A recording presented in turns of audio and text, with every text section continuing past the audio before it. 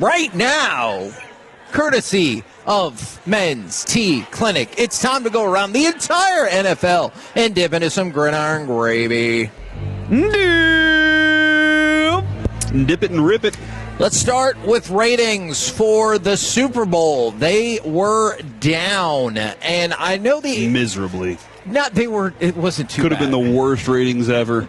The halftime show was actually down a lot more than the game, which was interesting to me. But so the viewership last year, 127.7 million for the Super Bowl. That was the highest rated Super Bowl ever, which makes sense. You're always getting more people in the country. So logically, you could see how ratings could potentially go up because the Super Bowl is the one thing that doesn't seem to be hurt by the fragmentation of media. It went down to 124.9 million. So still a monster number. And I think we kind of saw the potential for this with the conference championship games coming in soft.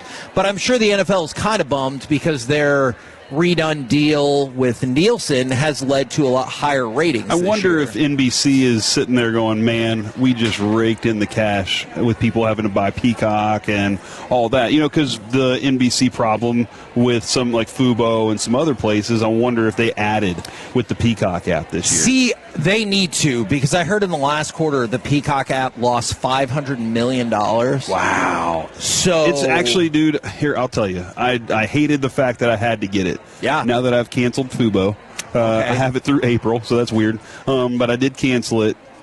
I like the Peacock app is really nice. It's a nice app. And that's the thing about a lot of these apps is they're okay with losing money now with the idea that if you can like partially cannibalize the market, you'll make all of the freaking money in the world. Now, obviously, people have decided to wage a culture war based on the halftime show. I say watch it or don't. Bad Bunny, his average audience was 128.2 million viewers. That was down 5.3 million viewers from last year with Kendrick Lamar, where his halftime show essentially annihilated Drake from existence. But I know there was a lot of buzz about what would happen with that number, and so the Super Bowl was down about 2.4 million viewers. The halftime show down about 5.3 million viewers. Now let's take a look at the next. I don't even know if they should do a halftime show anymore at this point. Honestly. I mean, it feels like it's still working out for them. Decline. That's fine. If I could have a property that had ratings declines and still had that number, I would be A-okay with that. Now, next year's Super Bowl halftime show, who do you think is the favorite right now? I mean, I feel like Taylor Swift's still always in the conversation, but if Travis Kelce's not in it, would she even consider it? Kyle Yeomans. Man, that's a good option right there. I really like that. Kevin, I think it's time to go back to an old school band. You know, Aerosmith or Pink Floyd, something like that. You're not going to like these betting odds then. The favorite is actually Bad Bunny again. No, I'm just kidding. I'm just kidding. It's Ariana Grande. Oh, yeah, I saw. Yes, I did see that. Who has famously said that she hates America. She did say that. That was because of the donuts, right? Because the processed food. You have to make a decision. She was great and Wicked, though. Sabrina Carpenter. Okay. Then Miley Cyrus. So the first three, not necessarily a throwback to some of the bands that you're mentioning. Then Post I will Malone. say Sabrina Carpenter has. I'm not a huge fan. I did find out Alec is. Do you think you don't like her music, or do you think she's too sexual? Yeah, a little bit of too much of that. She's a very good singer, like a phenomenal singer. I just thought sometimes my take is, I don't think you need that. I got you. Because you're that good of a singer, but she got the attention. She's a star, though. She has a star quality about her that she hit, and then all of a sudden just kept taking off. But you might have been joking, might have been serious, but if you're looking for a throwback, here are the top 7.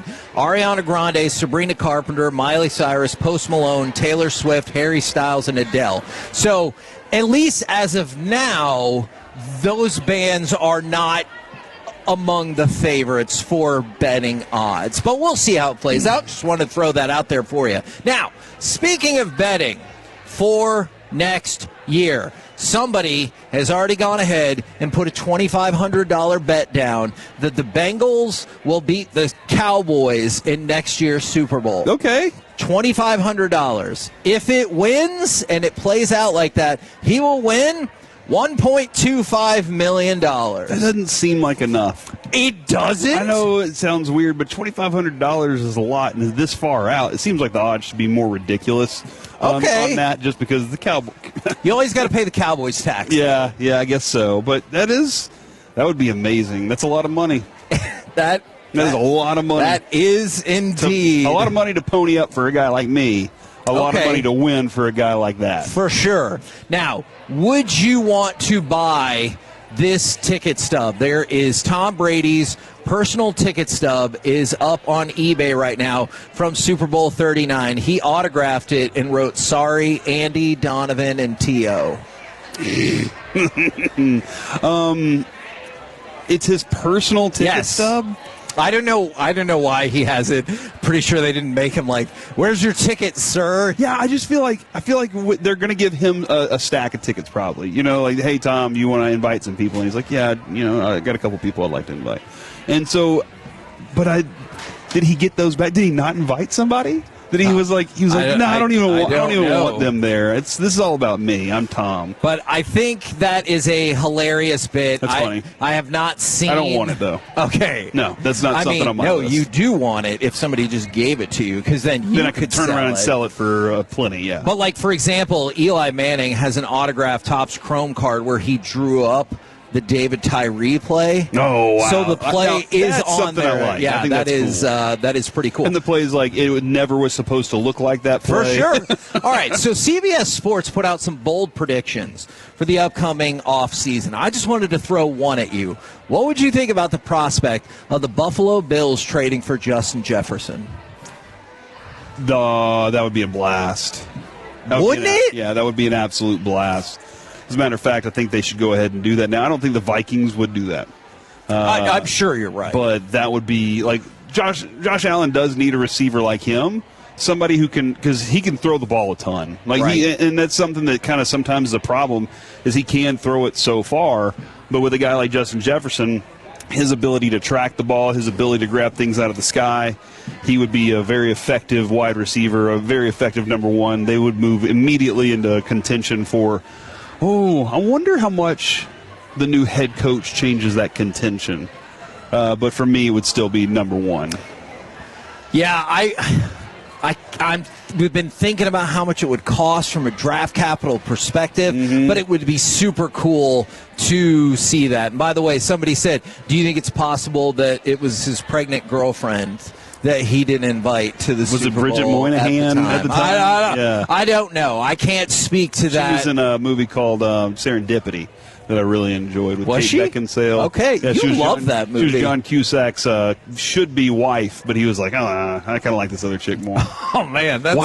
She played the role she lived. Oh, John Cusack was Tom Brady. That's fascinating. We're the K&C Masterpiece.